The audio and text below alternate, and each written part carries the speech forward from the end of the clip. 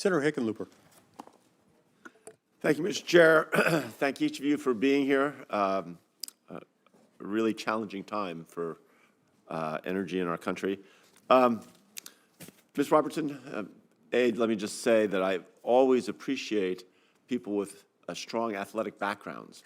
But if you can be that good in water polo, that's got to be a remarkable testament to your endurance and your ability to put up with all this rigmarole. But you are going into a really tough position if confirmed. I know NREL, Colorado's Renewable Energy Lab, is truly a world-class hub of reliable energy and innovation. It's a major employer in Colorado, but it adds real value. Yet the president's budget appears to want to cut over half the staff, and there's some shifting of funds that to some appears unlawful. We've got a lawyer in our office that feels that it is unlawful. I think there are a lot of lawyers that are looking at that. It doesn't appear to me that you can just reassign experts and fill in the gaps. So I guess my first question is, are you willing to commit to preventing, to the best of your capability, significant staff cuts at NREL and to really make sure we maintain those research capabilities? Senator Hickenlooper, thank you for the question, and I agree with you that NREL is an extraordinary hub of innovation, and that the best tools we're going to have to make a stronger, better, more energized America is going to come through innovation. It's not just going to come from, additional subsidies. It's going to come from big, innovative changes to the way we do things and the way we create energy. You asked us a few specific questions, and let me try and answer them. I have not been in the Department of Energy. I'm still living in Colorado and riding horses with my kids and hanging out for the summer. And at the point where I hopefully am confirmed, I look forward to being briefed on a number of the matters that you brought up regarding the budget. But I am not informed at this point in time or have a position where I can comment on that.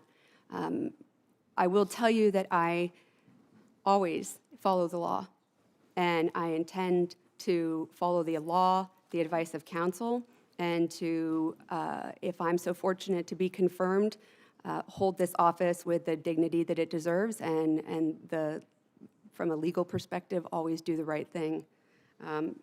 As it relates to staff cuts at EERE or NREL,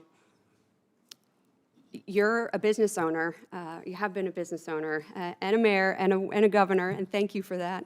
I can't comment until I get in to see what the situation is, but I can commit to be an advocate for the great men and women working across the Department of Energy in the areas where I will have responsibility, if confirmed, especially at NREL, where we have some of the best scientists in the world working to solve the world's biggest problems. Well, I couldn't agree more, and I appreciate that's well-spoken. I'll just put in there, we're going to see this massive surge in demand that I think each of you have recognized and described.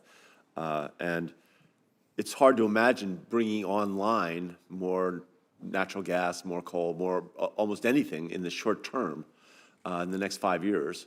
And yet we do have a huge inventory of electric or solar, but electricity can be generated from wind and solar, increasingly geothermal, as you all have all recognized. I think 95% of all the projects in the queue are either solar, wind, or storage. And I'd like to ask each of you, just because you each do, well, maybe not the mining reclamation. I'll pass on that. Although I will not have time to ask questions on the mining. I'll come back for a second round of questions on that and get to that. But 95% of the energy that's available is solar, wind, and batteries. Do you think we should prioritize that and really push that through? And you can start, Ms. Robertson. Senator Hickenlooper, thank you for the question, and it is the question. A large-scale data center consumes the same amount of electricity as 2 million homes, and we will have to produce a lot of electrons in order to meet that demand.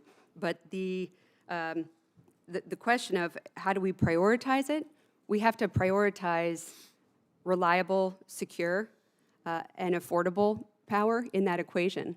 I think you mentioned NREL earlier, grid modernization, new technologies to help reduce the loss of electricity within the process. I do believe we'll be able to bring online some very successful, innovative energy sources like geothermal, hopefully small modular nuclear, in a much shorter period of time than previously envisioned, even 12 months ago.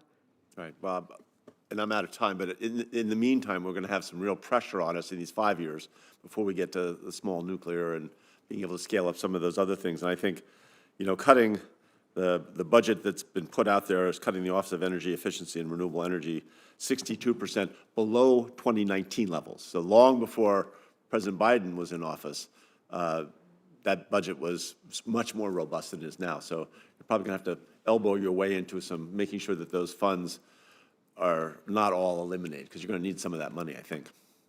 I yield back to the chair.